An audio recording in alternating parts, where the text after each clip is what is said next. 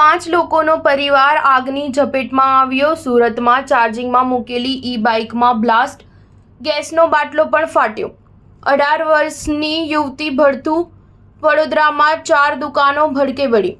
સુરતમાં લિંબાયત વિસ્તારમાં વહેલી સવારે 2 ધડાકા થતાં ભયનો માહોલ છવાઈ ગયો હતો। નીચે દુકાન અને ઉપર રેસિડેન્ટવાળા મકાનમાં પાછળના ભાગે સોસાયટીમાં ઈ-બાઇક ચાર્જિંગમાં મૂકી હતી। દરમિયાન વહેલી સવારે તેમાં બ્લાસ્ટ થતાં આગ ફાટી નીકળી હતી। દરમિયાન નજીકમાં જ રહેલા ગેસ સિલિન્ડર સુધી આગ પ્રસરી ગઈ હતી, જેથી ગેસ સિલિન્ડરમાં પણ બ્લાસ્ટ થયો હતો। આ ઘટનામાં બ્લાસ્ટથી એક દિવાલ અને દરવાજો પણ તૂટી ગયો હતો। ઘટનાની જાણ થતાં ફાયર વિભાગ ઘટના સ્થળે પહોંચ્યું હતું। આ આગમાં 5 લોકોનો પરિવાર ઝપેટમાં આવ્યો હતો, જેમાં 18 વર્ષની યુવતી આગમાં ભડથું થઈ ગઈ છે, જ્યારે અન્ય 4 સભ્યો દાઝી જતા તમામને સારવાર માટે હોસ્પિટલ ખસેડાયા છે। જ્યારે વડોદરામાં પણ એક બિલ્ડિંગમાં આગ લાગતા 4 દુકાનો ભડકે બળીને ખાખ થઈ ગઈ હતી।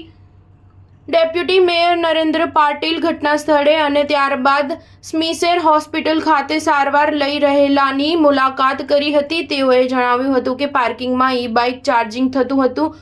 આખી રાત ચાર્જિંગમાં રહેતા બ્લાસ્ટ થયો હતો અને આગ લાગી હતી। ઉપરના માળે પરિવાર સૂતો હતો। આગને કારણે ગેસનો બાટલો ફાટ્યો હતો, આથી આગ વિકરાળ બની હતી અને નીચે દુકાનમાં પણ આગ લાગી હતી। મળતી માહિતી પ્રમાણે આજે રોજ વહેલી સવારે 5:35 વાગે લિંબાયત ઝોનના મહારાણા પ્રતાપ ચોક પાસે લક્ષ્મી પાર્ક સોસાયટીમાં નીચે હાર્ડવેરની દુકાન અને ઉપર 2 માળના રેસિડેન્ટવાળું મકાન આવેલું છે। દુકાનની પાછળ વાળાના ભાગમાં સોસાયટીમાં ઇલેક્ટ્રિક વાહન ચાર્જમાં મૂક્યું હતું, જેમાં બ્લાસ્ટથી આગ લાગી હતી અને ત્યાં બાજુમાં ગેસ સિલિન્ડરમાં આગ લાગતા બ્લાસ્ટ થયો હતો।